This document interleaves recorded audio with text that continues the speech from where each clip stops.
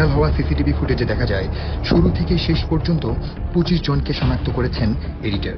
একজনকে আনআইডেন্টিফাইড বলা হলেও একটু পরে তাকেও শনাক্ত করা হয়েছে। ইন্টারেস্টিং ব্যাপার হচ্ছে এই 25 জন আর সাজাপ্রাপ্ত 25 জন কিন্তু সেম না। এখান থেকে 5 জনকে বাদ দেওয়া হয়েছে আর ফুটেজের বাইরে থেকে 5 জনকে ঢোকানো হয়েছে। পরিকল্পিতভাবে গণনা ঠিক রাখা হয়েছে যেন মানুষ বুঝতে না পারে। ঘটনার পরপরই রায় দিয়ে দিয়েছিল হাসিনা। বিচারক তার রায়ের কপিতে সে কথাই খুব স্পষ্টভাবে উল্লেখ করেছেন। বিচারক তার রায়ে লিখেছেন যে 25 জন আসামি মিলে আবরারকে পিটিয়েছে, যা সম্পূর্ণ ভিত্তিহীন এবং উদ্দেশ্য প্রণোদিত। কারণ কয়েকজন আসামি ঘটনাস্থলেই উপস্থিত ছিলেন না, যা সিসিটিভি ফুটেজ দেখলেই খুব সহজে বোঝা যায়।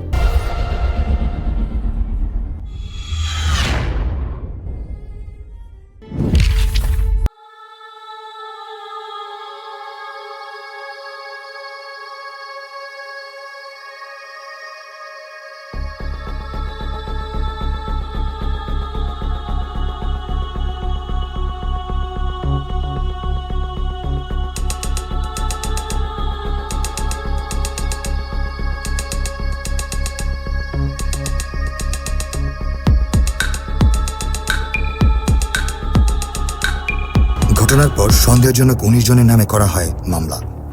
অপতৎপর পুলিশ উল্টো দিকে এক ধাপ এগিয়ে চার্জশিট দিয়েছিল 19 জনের পরিবর্তে 25 জনের নামে। পরবর্তীতে উল্টো দিকে আরও এক ধাপ এগিয়ে 20 জনের ফাঁসি আর 5 জনকে যাবজ্জীবন কারাদণ্ড প্রদান করে শেখ হাসিনার ক্যাঙ্গারু কোর্ট। কেন এমন নজিরবিহীন জুডিশিয়াল ম্যাসাকার, তাই ভিডিওতে তুলে ধরা হবে। আসলে কি দণ্ডপ্রাপ্ত 25 জনই ঘটনায় জড়িত? আর জড়িত না হলে আসামি বা হলো কিভাবে? চলুন দেখে আসি। নিশ্চয়ই কারো অজানা নয়, শেখ হাসিনার রেজিমে সচিবালয় থেকে একেবারে পতিতালয় পর্যন্ত প্রত্যেকটা নির্দেশ আসত গণভবন তথা ডিপ স্টেট থেকে। ঘটনার পর পুলিশের তৎকালীন আইজিকে কি করার নির্দেশ দেওয়া হয়েছিল শুনুন। বুয়েটে যে ঘটনা ঘটেছে, এই ঘটনা ঘটার সাথে সাথে খুব সকালবেলা আমি যখন খবর পেলাম, সাথে সাথে আমি পুলিশকে কিন্তু নির্দেশ দিয়েছিলাম আলামতগুলি সংগ্রহ করতে, এবং সাথে সাথে আমি বলছি যে কোন রুম কোথায় কারা ছিল, যে কটা পড়া সব কটা ধরে অ্যারেস্ট করো। সবগুলি কিন্তু যে কটা হাতে পেয়েছে সবগুলি কিন্তু অ্যারেস্ট করেছে। এটা তো আমি বিবেচনা করবো না কিসে ছাত্রলীগ কে কি নো, অপরাধী অপরাধী, অন্যায় করেছে সে অন্যায়কারী, তার বিচার হবে। আর যে বাবা সন্তান আছে তার কষ্টটা কি, আমি তো নিচে বাপ মা ভাই বোন সবারই, আমি তো বুঝি আজকে বাপ মা কত কষ্ট করে, একটা সাধারণ পরিবারের ছেলে এত কষ্ট করে পড়াশোনা করে, এত ব্রিলিয়েন্ট একটা ছেলে, তাকে এভাবে ধরে নিয়ে মারা, এই নৃশংসতা কেন, এই জঘন্য কাজ কেন? কাজে এরা এদের বিরুদ্ধে ব্যবস্থা আমরা নিচ্ছি এবং যত রকমের উচ্চ শাস্তি যা দেওয়ার সেটা দেওয়া হবে। বলার ভঙ্গিটা খেয়াল করুন। সাথে সাথে আমি বলছি যে কোন রুম কোথায় কারা ছিল, যে কটা পড়া সব কটা ধরে অ্যারেস্ট করো।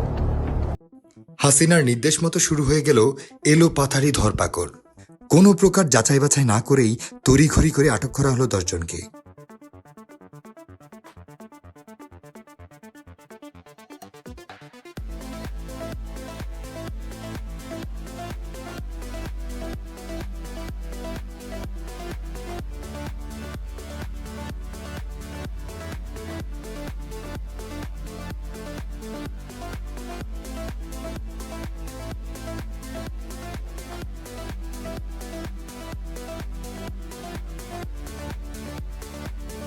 উপাদান শুধুমাত্র হাসিনার নির্দেশ।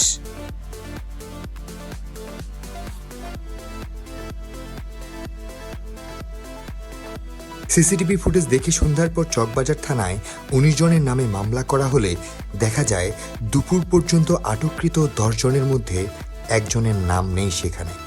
কেননা ডিবি পুলিশ যে তাকে আটক করে মিন্টু রোডে নিয়ে গিয়েছে চকবাজার থানা পুলিশের তা তখনও অজানা। জানা থাকলে তাকেও ঢুকিয়ে দিত মামলায়। পুলিশ দাবি করেছিল তারা এজাহারভুক্ত 10 জনকেই গ্রেপ্তার করেছে, যা সত্য নয়। কারণ ইশতিয়াক আহমেদ মুন্না সিসিটিভি ফুটেজে দেখে করা মামলায় নেই। তারপর যা ঘটল তা সত্যিই নির্মম। ডিবি পুলিশের যখন এটা খেয়ালে আসে ততক্ষণে অনেক দেরি হয়ে যায়। তাই তাকে ছেড়ে দেওয়ার পরিবর্তে অভিযুক্ত করাটাকেই পছন্দ করে ডিবি পুলিশ। কতটা নির্মম আমাদের প্রশাসনিক ব্যবস্থা। আসলে তৎকালীন ডিবি এসব কাজ বিনা সংকোচে করতে অভ্যস্ত ছিলেন। আবরারের বাবা বলেন, ওই সময় তাড়াহুড়া করে পুলিশ আমাকে যেভাবে বলেছে আমি সেভাবে মামলা করেছি। আমি তো কাউকে চিনি না। পুলিশ নিজেই আসামিদের শনাক্ত করে রেখেছিল, আমি শুধু মামলার কপিতে স্বাক্ষর করেছি। প্রশ্ন হলো, চকবাজার থানা পুলিশ কিভাবে 19 জনকে পেল? পুলিশ কিন্তু মামলা হওয়ার আগেই কয়েক দফায় গ্রেপ্তার অভিযান পরিচালনা করে। পরবর্তীতে সন্ধ্যার পর সিসিটিভি ফুটেজ দেখে আসামিদের শনাক্ত করে। তখন পুলিশের সাথে বুয়েটের 4-5 জন শিক্ষার্থীও ছিল, যারা সন্দেহজনক কয়েকজনের নাম দেয়। একই সাথে কয়েকজনের নাম বাদও দেওয়া হয়। যাদের নাম দেওয়া হয়েছে তাদের ব্যাপারে তারা ছিল সন্দিহান, আর যাদের নাম বাদ দেওয়া হয়েছে তাদের ব্যাপারে ছিল আঞ্চলিক টান। যেমন সিসিটিভি ফুটেজে দৃশ্যমান চট্টগ্রামের সবাইকেই বাদ দেওয়া হয়েছে, ফুটেজে যার প্রমাণ আজও দেখা যায়।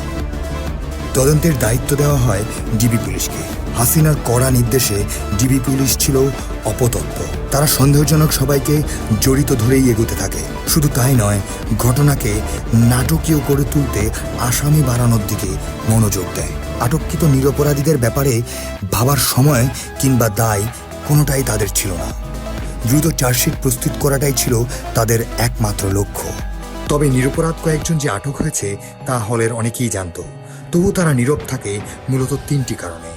প্রথমত, আসামি বানিয়ে দিতে পারে এমন ভয়ে, কারণ তারা দেখেছে যে মামলার বাইরেও আটক চলছে।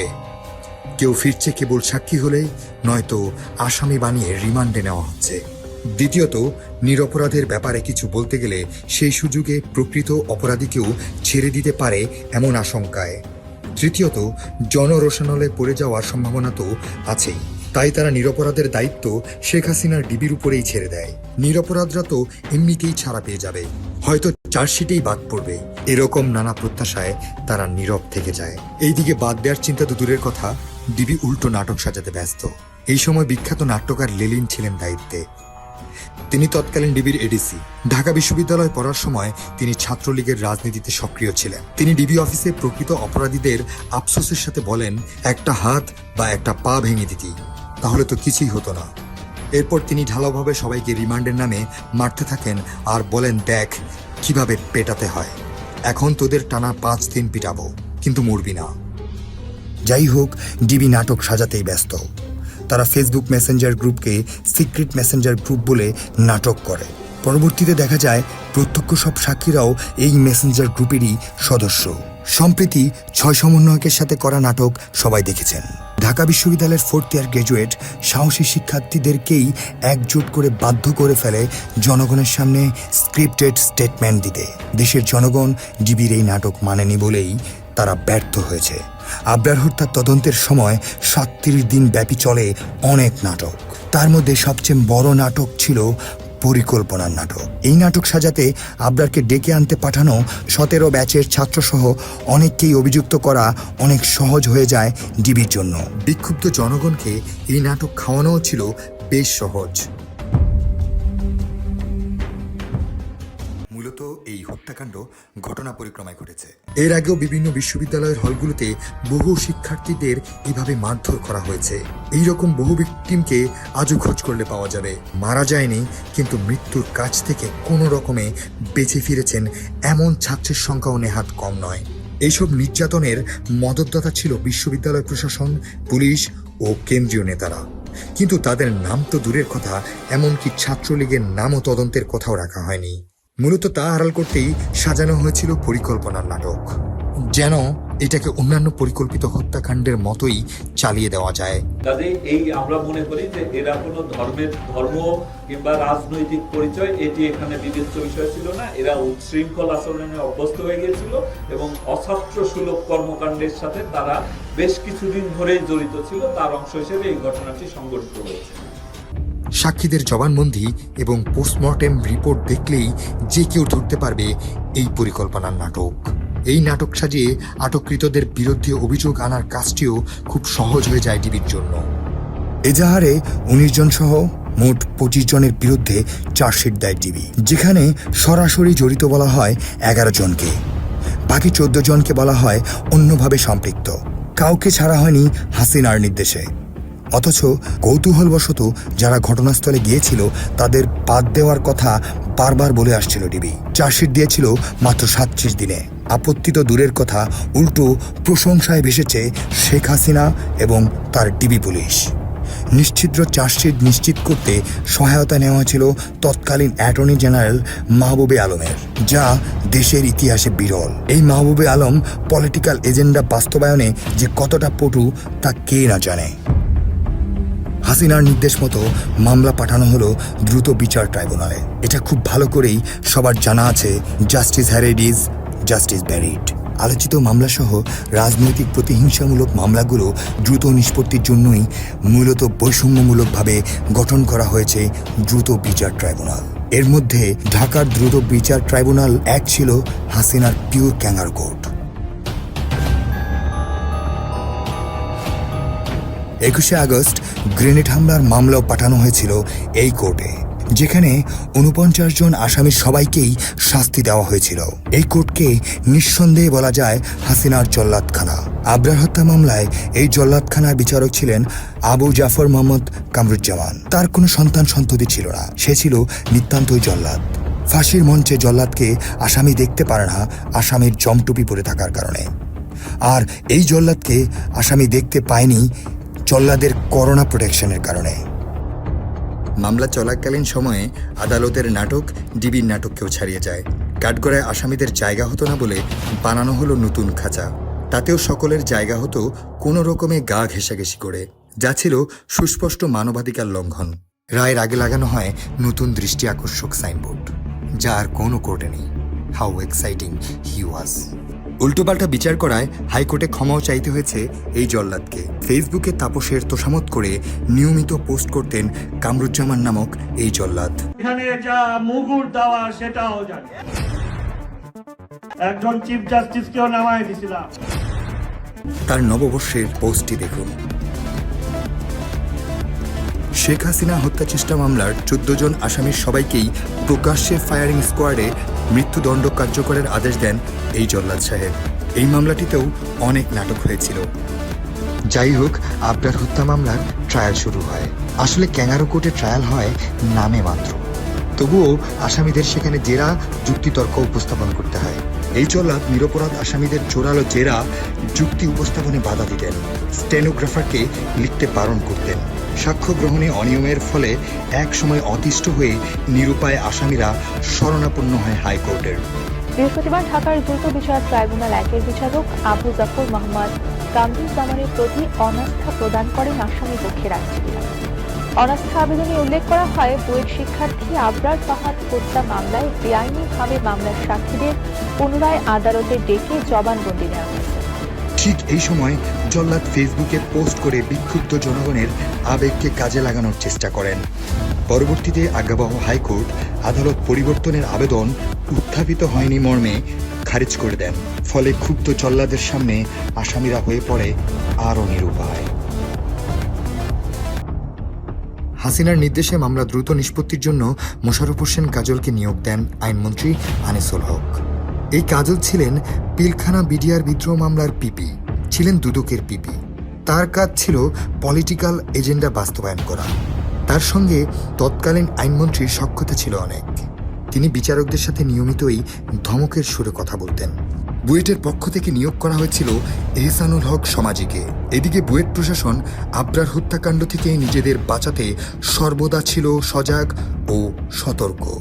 শুধু কি তাই, বুয়েট প্রশাসন এই মামলায় 55 লাখ টাকা খরচ করেছে শুধুমাত্র নিজেদেরকে এই হত্যার দায় থেকে রক্ষা করার জন্য।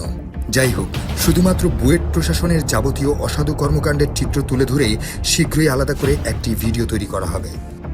আবু আবদুল্লাহ ছিলেন আইনমন্ত্রীর এলাকার ও আস্থাভাজন চরম অযোগ্য একজন আইনজীবী। এই আইনজীবী ক্ষমতার দাপটে এজলাসে সর্বদা হইচই করতেন।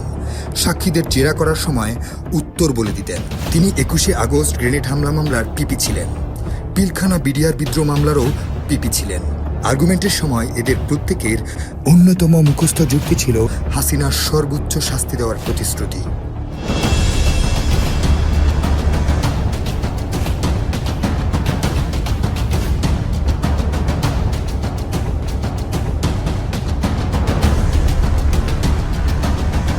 যত রকমের শাস্তি যা দেওয়া সেটা দেওয়া হবে।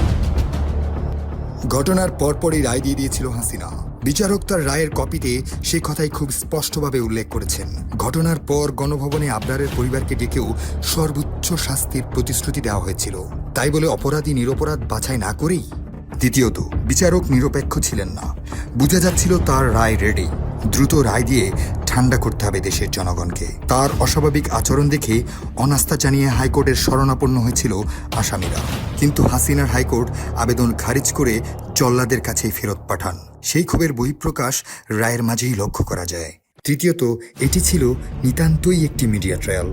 এমন রায়ে শেখ হাসিনা খুশি, আইনমন্ত্রী খুশি, আবরারের পরিবার খুশি, বুয়েটের শিক্ষার্থীরা খুশি, দেশের জনগণ খুশি।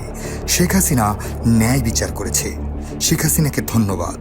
শেখ হাসিনা তার কথা রেখেছে। অখুশি হয়তো 25 জনের সে, যে ঘটনার সাথে একদমই সম্পৃক্ত ছিল না। অখুশি হয়তো সে, যে আবরারের মৃত্যুর পর ঘটনাস্থলে উপস্থিত হয়েছে। অখুশি সে, যে শুধুমাত্র আবরারকে বাঁচাতে সেখানে গিয়েছিল। অখুশি সে, যে ছুটে গিয়েছিল স্ট্রেচার আনতে।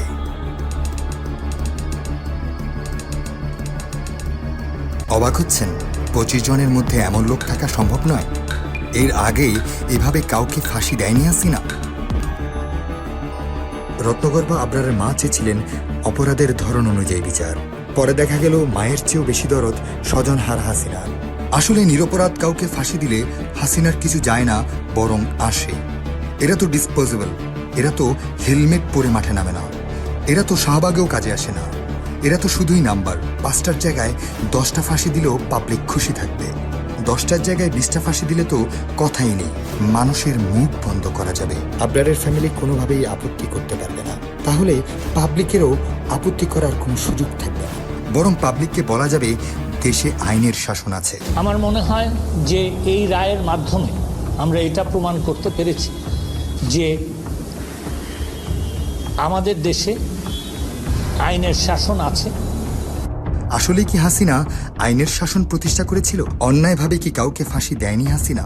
যদি ছাত্র জনতার গণ অভ্যুত্থান সফল না হতো, তাহলে কত সমন্বয়ককে যে ফাঁসিতে ঝুলতে হতো তা কে জানে। বিচারক তার রায়ে লিখেছেন যে 25 জন আসামি মিলে আবরারকে পিটিয়েছে, যা সম্পূর্ণ ভিত্তিহীন এবং উদ্দেশ্য প্রণোদিত। কারণ কয়েকজন আসামি ঘটনাস্থলেই উপস্থিত ছিলেন না, যা সিসিটিভি ফুটেজ দেখলেই খুব সহজে বোঝা যায়। কোনো সাক্ষী বলেনি যে আবরারের ব্যাচমেট অর্থাৎ 17 ব্যাচের কেউ আবরারকে পিটিয়েছে, বরং সাক্ষীদের জবানবন্দিতে আবরারকে বাঁচাতে এদের নানান চেষ্টার বর্ণনা উঠে এসেছে। সবকিছু স্বচ্ছ কাচের মতো স্পষ্ট হওয়া সত্ত্বেও শুধুমাত্র হাসিনার প্রতিশ্রুতি রক্ষার জন্য 25 জন মিলে পিটিয়েছে বলে জল্লাদ অন্যায়ভাবে সবাইকে শাস্তি দিয়েছে। চাটুকার বিচারক অতি উৎসাহী হয়ে লাগাতার 7 ঘন্টা মারার কথা বলেছেন, অথচ আবরারকে রুম থেকে ডাকা হতে শুরু করে স্ট্রেচারে নিয়ে সিঁড়িতে নামানো পর্যন্ত মোট সময় হচ্ছে 7 ঘন্টা 9 মিনিট। আর জল্লাদের কথা সত্য ধরলে সিসিটিভি ফুটেজে আমরা যা দেখতে পেতাম, সাক্ষী অবি আর সাইফুল আবরারকে পেটাতে পেটাতে তার রুম থেকে 2011 নং কক্ষে নিয়ে যাচ্ছে। সাক্ষী আহনাব পিঠে আঘাত করে আবরারকে মেরে ফেলে, মৃত আবরারকে মারতেই থাকে। ডাক্তার এসেও কিছুক্ষণ মৃত আবরারকে পিটায়। আসলে সাক্ষীদের জবানবন্দিতে স্পষ্ট যে আবরারকে প্রথম আঘাত করা হয় রাত 9:45 ঘটিকায়, আর রাত 12টার পর কেউ তাকে আঘাত করেনি। তবু জল্লাদ বিচারক 7 ঘন্টার কথা বলে 12টার পর ঘটনাস্থলে আসা কয়েকজনকেও অন্যায়ভাবে যাবজ্জীবন এবং ফাঁসির আদেশ দেন। ফুটেজে দৃশ্যমান থাকা সত্ত্বেও 5 জনকে আসামি থেকে বাদ দেওয়া হয়েছে। আবার ফুটেজে নেই এমন 5 জনকে করা হয়েছে আসামি। শুধুমাত্র ফুটেজ দেখেই কে সাক্ষী কে আসামি সেটাও আসলে নিশ্চিত করা যায় না। ফুটেজে চিহ্নিত গালিব ও সাইফুলকে আবরারের পরিবার চার্জশিটে অন্তর্ভুক্তির দাবি করেছিলেন। ফুটেজে দৃশ্যমান চট্টগ্রামের সবাইকে পরিকল্পিতভাবে মামলা থেকে বাদ দেওয়া হয়েছে। ফুটেজে দৃশ্যমান সন্দেহজনক অনেকের বিরুদ্ধেই কোনো অভিযোগ পাওয়া যায়নি, তবুও অভিযুক্ত দেখানো হয়েছে। এমনকি মামলার পুরো নথিতে কোনো অভিযোগই খুঁজে পাওয়া যায় না এমন কয়েকজনকেও ফাঁসি অথবা যাবজ্জীবন সাজা দেওয়া হয়েছে। এখানে সংক্ষিপ্তভাবে তুলে ধরা হলো। খুব শীঘ্রই অন্য ভিডিওতে প্রমাণসহ বিস্তারিত জনসম্মুখে উন্মোচন করা হবে। আমরা এখানে অভিযুক্ত সবাইকে গিল্ট আনটিল ইনোসেন্ট ধরে ইনোসেন্ট প্রমাণ করব, যদিও বিচারের নিয়ম কিন্তু innocent until guilt. What an irony! যাই হোক, শুরু করা যাক। ভাইরাল হওয়া সিসিটিভি ফুটেজে দেখা যায় শুরু থেকে শেষ পর্যন্ত 25 জনকে শনাক্ত করেছেন এডিটর। একজনকে আনআইডেন্টিফাইড বলা হলেও একটু পরে তাকেও শনাক্ত করা হয়েছে। ইন্টারেস্টিং ব্যাপার হচ্ছে এই 25 জন আর সাজাপ্রাপ্ত 25 জন কিন্তু সেম না। এখান থেকে 5 জনকে বাদ দেওয়া হয়েছে আর ফুটেজের বাইরে থেকে 5 জনকে ঢোকানো হয়েছে। পরিকল্পিতভাবে গণনা ঠিক রাখা হয়েছে যেন মানুষ বুঝতে না পারে। গণনা ঠিক রাখতে ঘটনার 20 দিন পর একজনকে আসামি বানানো হয়েছিল, যে 10 তারিখে ছিল সাক্ষী। তারপর নিয়মিত অফিসও করেছে। 27 তারিখে মিন্টু রোডে ফোনে ডেকে এনে বলা হয় অভিযান চালিয়ে বাংলা মোটর এলাকা থেকে গ্রেপ্তার করা হয়েছে। এই বিষয়টি এখন স্পষ্ট করা হবে। সিসিটিভি ফুটেজ দেখে পুলিশকে 18 জনের নাম দেয় বুয়েটের 4-5 জন শিক্ষার্থী। ফুটেজ এডিটর 25 জনকে ইনভলভড হিসেবে শনাক্ত করার পর তারা কেন 7 জনকে বাদ দিল, কিসের ভিত্তিতে দিল, তারা তো তখনও কিছু জানত না। যদি তারা স্বচ্ছ থাকতো তাহলে তো সন্দেহজনক 25 জনেরই নাম দিত।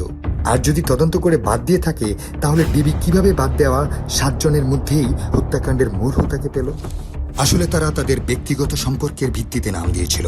আর এটা খুবই স্পষ্ট যে সন্দেহজনক অপরাধীদের শনাক্তকরণে তাদের আঞ্চলিক প্রীতি, ডিপার্টমেন্ট প্রীতি, ব্যক্তিগত শত্রুতা ইত্যাদির মারাত্মক প্রভাব ছিল। বুয়েটের তদন্তে তো কেউ বাদ যায়নি, সবাইকে বহিষ্কার করা হয়েছিল। শৃঙ্খলা ভঙ্গকারী বলে ওই 7 জনকে সাময়িক বহিষ্কার করেছিল বুয়েট। আবার একই ভূমিকা পালনকারী কয়েকজনের নাম ডিবির অটো চার্জশিটে আসায় স্থায়ী বহিষ্কার। শুধু কি তাই, একই ভূমিকা পালন করে কেউ হয়েছেন সাক্ষী, কেউ হয়েছেন ফাঁসির আসামি। অভি কেন ধানমন্ডিতে পালিয়ে গেল? বিটু কেন 2 বছর পালিয়ে থাকলো? বিটুর ক্লাসে ফেরা নিয়ে 2 বার আন্দোলন কেন হলো? অভি এবং গালিব মিলে আবরার শিবির কিনা তা চেক করলো। আবার সিনিয়রদের কাছে ধরিয়ে দিয়ে স্টার কাবাবে খেতে গেল অভি আর সাইফুল। তাদের ম্যানুফ্যাকচার জবানবন্দিতেও তারা এটি আড়াল করতে পারেনি। তবু তারা মামলা থেকে বাদ পড়ে গেল। অথচ যে শুধুমাত্র আবরারকে বাঁচাতে ঘটনাস্থলে গিয়েছিল তার নামে হলো মামলা। কেন? গালিব মাজিদকে নিয়ে গেল ঘটনাস্থলে। গালিব আবরারের ফোন চেক করলো, মাজিদ কিছুই করলো না। গালিব হয়ে গেল প্রত্যক্ষ সাক্ষী আর মাজিদ হলো ফাঁসির আসামি। কেন? আবরারকে বাঁচাতে চাওয়া ছাড়া মাজিদের আর কি দোষ ছিল? মাজিদের বিরুদ্ধে তো বানোয়াট কোনো অভিযোগও নেই। তবু কেন তার ফাঁসির রায় হলো? শুধুমাত্র চট্টগ্রামের ছেলে না হওয়ায় মাজিদ ফেসে গেল। বুয়েট ছাত্রলীগের গডফাদার, ইঞ্জিনিয়ারিং ইনস্টিটিউটের প্রেসিডেন্ট, কুমিল্লা 1 আসনের এমপি ইঞ্জিনিয়ার আব্দুস সবুরের এলাকার ছাত্রলীগ নেতা ইসমাইলকে বাদ দিল কে? নেতা বাদ পড়ে গেল, কর্মীরা ফেসে গেল। ইসমাইল, অভি, সাইফুল আর গালিব হয়ে গেল সাক্ষী। টিউশন থেকে ফিরে আবরারকে বাঁচাতে চাওয়া বন্ধু মোয়াজ হয়ে গেল আসামি। হাসপাতালে নেওয়ার আপ্রাণ চেষ্টা চালানো আকাশ কি অন্যায় করেছিল সেদিন? মানুষকে সাহায্য করার কাজটাই তো করে এসেছিল সে। ফলশ্রুতিতে উঠতি পরিবারকে আজ কোথায় ঠেলে দিতে হলো? বুয়েটের ডিন লিস্টেড মুর্শেদের কথা আর কি বলবো? আবরারকে বাঁচাতে ভীত সন্ত্রস্ত প্রকৃতির ছেলেটা কত ঝুঁকি না নিল। সাক্ষী হানাবের জবানবন্দি পড়লে প্রজ্ঞাবান যে কেউ মুর্শেদের অবস্থান বুঝতে পারবেন। এছাড়াও মামলার তদন্ত কর্মকর্তাও আদালতে নিশ্চিত করেছেন যে মুর্শেদ কোনো প্রকার অপরাধ করেনি। নিরপরাধ মুর্শেদের বাবা ন্যায় বিচারের আশায় সন্তানকে কোর্টে সারেন্ডার করেছিলেন। তবুও জল্লাদ কামরুজ্জামান তাকে ফাঁসি দিল। অভিযোগপত্রের 17 নম্বর আসামি মোর্শেদকে নিয়ে আদালতে আসেন তার বাবা রবিউল ইসলাম। এ সময় তিনিও আবরার হত্যার সুষ্ঠু বিচার দাবি করেন। আমার ছেলে নির্দোষ, একদম আমার কাছে নির্দোষ, এবং সে কোর্টের কাছেও নির্দোষ প্রমাণ করতে পারবে যে সে নির্দোষ। তার জন্যই আমি কোর্টের হাতে উঠাই দিয়েছি, আইনের হাতে উঠাই দিয়েছি, যেন আমরা ন্যায় বিচার পাই। রোববার বেলা 12:30টায় মুখ্য মহানগর হাকিম বেগম ইয়াসমিনারার আদালতে আত্মসমর্পণ করে মোর্শেদ। এ সময় তাকে নির্দোষ দাবি করে জামিন আবেদন করেন তার আইনজীবী। পরে শুনানি শেষে জামিন আবেদন নামঞ্জুর করে তাকে কারাগারে পাঠায় আদালত। এইসব সত্য সবাই পরে জানতে পেরেছে। প্রথমে জানতে না পারলেও পরবর্তীতে জানার পরও কেন চুপ থাকা হলো? জিসান সম্পর্কে কিছু কথা না বললেই নয়। সে ছিল ট্রিপলি 16 ব্যাচের আর আবরার ছিল ট্রিপলি 17 ব্যাচের। একই হলের এবং একই ডিপার্টমেন্টের ইমিডিয়েট জুনিয়র হওয়ায় আবরার ছিল জিসানের ঘনিষ্ঠ জুনিয়র। সেদিন রাতে আবরারকে মারছে শুনে সে রাত 2:18 আবরারকে বাঁচাতে যায় ঘটনাস্থলে। আবরারকে হাসপাতালে নেওয়ার ব্যবস্থা করে মাত্র 10 মিনিট ঘটনাস্থলে অবস্থান করে। পরবর্তীতে সিঁড়ির ল্যান্ডিংয়ে যখন অ্যাম্বুলেন্স আসার অপেক্ষা করা হচ্ছিল তখন আবরারকে প্রাথমিক চিকিৎসাও করে এই জিসান। একজন সাক্ষীর জবানবন্দিতে তা সুস্পষ্ট। এছাড়াও পুরো ঘটনায় জিসানের কোনো ভূমিকা খুঁজে পাওয়া যায় না। সে এই ঘটনায় সন্দেহাতীতভাবে নিরপরাধ, অথচ আইনে সন্দেহাতীতভাবে অপরাধ প্রমাণ করতে হয়, তা না হলে শাস্তি দেওয়া যায় না। এই জিসানকে প্রথম এজাহারভুক্ত করা হয় সন্দেহভাজন হিসাবে। পরে ডিবি পুলিশ তাকে অটো চার্জশিটভুক্ত করে। সবশেষে আদালত ফাঁকা অভিযোগেই মৃত্যুদণ্ড প্রদান করে। অপরাধীদের শাস্তি নিশ্চিত করতে নিরপরাধীদের বলি দেওয়ার মন মানসিকতা থেকে বের হয়ে আসার সময় এখন এসে গেছে। এখন স্লোগান হোক, অপরাধীরা শাস্তি পাক, নিরপরাধরা মুক্তি পাক। এই মামলায় 19 জনের নামে এজাহার করা হয়েছিল। 18 জনকে পেলাম সিসিটিভি ফুটেজ থেকে, আর একজনকে ঢুকানো হলো যে কিনা সিসিটিভি ফুটেজেই নেই। প্রশ্ন হলো, সিসিটিভির ফুটেজ দেখা করা মামলায় সিসিটিভি ফুটেজ নেই এমন একজন ঢুকলো কি করে? কেই বা ঢুকালো, কেন ঢুকালো? 7ই অক্টোবর খুব সকালবেলা শেখ হাসিনার কড়া নির্দেশে অপতৎপর পুলিশ এলোপাথারি অভিযান চালায়।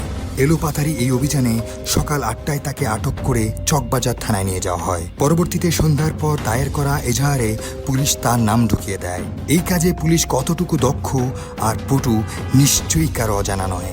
সে আবরারকে চিনত, এটাই কেউ প্রমাণ করতে পারবে না। তার বিরুদ্ধে সত্য তো দূরের কথা, কোনো প্রকার মিথ্যা অভিযোগও নেই। তবুও ডিবি তাকে চার্জশিটভুক্ত করে। পরবর্তীতে ক্যাঙ্গারো কোর্টে তার যাবজ্জীবন সাজাও হয়। এজাহারভুক্ত সবাইকে ডিবির চার্জশিটে ঢুকায়। ফুটেজ দেখে এজাহারে না থাকা এই 7 জনকেও গ্রেপ্তারের অভিযানে নামে ডিবি। 2 জনকে গ্রেপ্তার করে চার্জশিটে ঢুকানো হয়, বাকি থেকে যায় 5 জন। ফুটেজে নেই এমন আরও 4 জনকে ঢুকানো হয় চার্জশিটে, যার মধ্যে একজন হলো ইস্তিয়াক আহমেদ মুন্না। সে ছিল তার হবিগঞ্জের বাড়িতে রাসেল দিলরুবার বিয়ের অনুষ্ঠানে। বিয়ে শেষে ভোর 4:20 হলে আসে এবং ডিবির এলোপাথারি অভিযানে দুপুরবেলা আটক হয়। কোনো প্রকার সম্পৃক্ততা না পাওয়া সত্ত্বেও সে চার্জশিটভুক্ত। কোনো সাক্ষ্য প্রমাণ না থাকা সত্ত্বেও হাসিনার ক্যাঙ্গারো কোর্টে তার যাবজ্জীবন সাজা হয়। মূলত এলোপাথারিভাবে আটক হওয়াতেই সে অন্যায়ভাবে 5 বছর যাবৎ জেলে আছে। এই 5 জনের 4 জনকেই খুঁজে পায় ডিবি, তাদের সাক্ষী বানায়। পুলিশের কথা মতো সাক্ষী দিয়ে তারা স্থায়ী খালাস পায়। বিটুকে খুঁজে পাওয়া যায়নি বলে আসামিও না, সাক্ষীও না। এদের মতো একই রকম ভূমিকা পালনকারী কিংবা আরও কম কয়েকজন নির্দোষ ছেলেদের নাম এজাহারে আসায় আজ তারা ফাঁসির আসামি এবং তাদের অনেকের পরিবার খুনের মিথ্যা কলঙ্ক বয়ে বেড়াচ্ছে। একই ভূমিকার কিছু প্রমাণ দেখুন। তারা একই গ্রুপের মেম্বার। সাক্ষী হবার কথা বিল্লার, কারণ সে বাইরে থেকে এসে দেখেছে যে অভি ও সাইফুল আবরারকে কোথায় যেন নিয়ে যাচ্ছে, অথচ হয়েছে উল্টোটা। গলায় গলায় ভাগ করে আসা 2 জনের একজন সাক্ষী, অন্যজনের ফাঁসি। অথচ শামীম বিল্লা আবরারকে পানি খাওয়াচ্ছিল। নেতা সাক্ষী আর কর্মীদের ফাঁসি। হাসপাতালে নেওয়ার দৃশ্যকে লাশ সরানোর দৃশ্য বলে আবরারকে বাঁচাতে চাওয়া 17 ব্যাচের ছাত্রদের নির্মমভাবে ভাসানো হয়েছে। এরা সবাই আবরারের ব্যাচমেট ও বন্ধু। কোনো সাক্ষী বলেনি যে 17 ব্যাচের কেউ আবরারকে মেরেছে। শুধুমাত্র বিচারকই দেখেছেন অলৌকিকভাবে। হাসপাতালে নেওয়ার দৃশ্যকে লাশ সরানোর দৃশ্য বলে এটাকে পরিকল্পিত হত্যাকাণ্ড বলে চালানো হয়েছে। অনেককেই জড়ানো হয়েছে অন্যায়ভাবে। নির্দোষ একজন আফসোস করতেই পারে, চট্টগ্রামের ছেলে হলে হয়তো আজ ফাঁসির আসামি হতাম না, ইঞ্জিনিয়ার হতে পারতাম। সিসিটিভি ফুটেজে দৃশ্যমান চট্টগ্রামের ছাত্ররা তাদের আঞ্চলিক পরিচয়ের কারণে আসামি না হয়ে সাক্ষী। স্ট্রেঞ্জ ব্যাপার হচ্ছে, প্রত্যক্ষ সাক্ষীদের প্রায় সবাই চট্টগ্রামের। সিএসইউ হলো তৎকালীন বুয়েটের সবচেয়ে শক্তিশালী আঞ্চলিক ছাত্র সংগঠন। আর সিএসইউর কেউ যখন ছাত্রলীগের হয় তখন যে তার প্রভাব কী পরিমাণ হয় তা এই মামলার আসামির পরিবর্তে হওয়া সাক্ষীদের দেখলেই বোঝা যায়।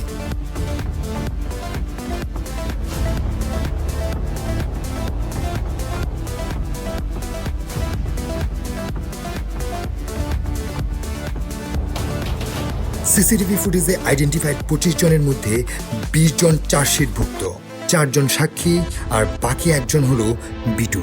পুলিশ খুঁজে পায়নি বলে আজ সে আসামিও না, সাক্ষীও না। 2 বছর পালিয়ে থেকে 2021 সালে বিটু ক্লাসে ফিরলে আন্দোলন করা হয়। পুনরায় 2023 সালে ক্লাসে ফিরলে আবার আন্দোলন করা হয়। প্রশ্ন হলো, বিটু নির্দোষ হলে তাকে কেন স্থায়ী বহিষ্কার করা হলো? কেন বারবার আন্দোলন করে হয়রানি করা হলো? আর যদি অপরাধী হয় তাহলে তার নাম বাদ দিল কে? বিটু তৎকালীন স্বরাষ্ট্রমন্ত্রী আসাদুজ্জামান কামালের নির্ভুল চার্জশিটও নেই কেন? পুলিশ বাহিনীর মাধ্যমে যে চার্জশিটটি গিয়েছে, নির্ভুল চার্জশিট গিয়েছে। পাবনার বিটুর নাম বাদ দিয়েছিল তার এলাকার সিনিয়র BMA 15 ব্যাচের রাফসান। সে বর্তমানে বুয়েটের শিক্ষক হিসেবে কর্মরত রয়েছে। 2017 সালে সারা অ্যাপের মাধ্যমে অজ্ঞাত একজন রাফসানকে হিজড়া বলে গালি দেয়। রাফসান সন্দেহ করে বিটুকে, তাই সে বিটুকে শেরেবাংলা হলের 506 নং কক্ষে নিয়ে রড দিয়ে প্রচুর পেটায়। এর আগে কিংবা পরে বুয়েট হলে রড দিয়ে পেটানো নজির নেই। ঘটনাটি হলের 16 ব্যাচের সবাই জানে। সেই পুরনো পাপের দায় ধামাচাপা দিতে বিটুর ভাই বুয়েট ছাত্র ডিটুর অনুরোধে রাফসান বিটুর নাম মামলা থেকে বাদ দেয়। এই কাজে রাফসানকে সহযোগিতা করে তারই রুমমেট তাজওয়ার ও আহানাব। উল্লেখ্য যে এই 3 জন রুমমেটই এখন মামলার সাক্ষী। শুধু তাই নয়, চট্টগ্রামের তাজওয়ার ও আহানাব আঞ্চলিক প্রীতির কারণে বুয়েট ছাত্রলীগের অভি, গালিব ও সাকিবকেও মামলার আসামি থেকে বাদ দিয়ে সাক্ষী বানাতে ভূমিকা পালন করে।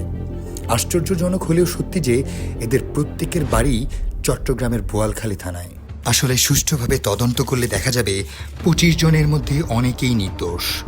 প্রকৃত দোষীরা সুস্পষ্ট হওয়া সত্ত্বেও এমনভাবে অভিযুক্তের সংখ্যা বাড়ানো হয়েছে যেন এরা বুয়েট ছাত্র কিংবা মানুষই না, বরং একটা সংখ্যা মাত্র। শেখ হাসিনা মাত্র 37 দিনে চার্জশিট দিয়েছিলেন। বর্তমানে জনতার সরকার চাইলে 15 দিনে একটা তদন্ত করতে পারবে। প্রয়োজনে আবরার হত্যাকাণ্ডের ন্যায় বিচার নিশ্চিত করতে জাতিসংঘ থেকে প্রতিনিধি দল নিয়ে আসা হোক। দেশের সকল মানুষের মতো অভিযুক্ত নিরপরাধীদের পরিবারও ন্যায় বিচার চায়। সবশেষে বলবো, আবরার হয়ে গেল শেখ হাসিনা সহ অনেকের রাজনৈতিক প্রতীক, অথচ আবরারের তো হওয়ার কথা ছিল ইনসাফের প্রতীক। কোনো অপরাধী যেন ছাড়া না পায়, আর কোনো নিরপরাধী ব্যক্তি যেন শাস্তি না পায়, আবার কোনো অপরাধী ব্যক্তি যেন তার অপরাধের চেয়ে বেশি শাস্তি না পায়। এটাই তো ইনসাফ।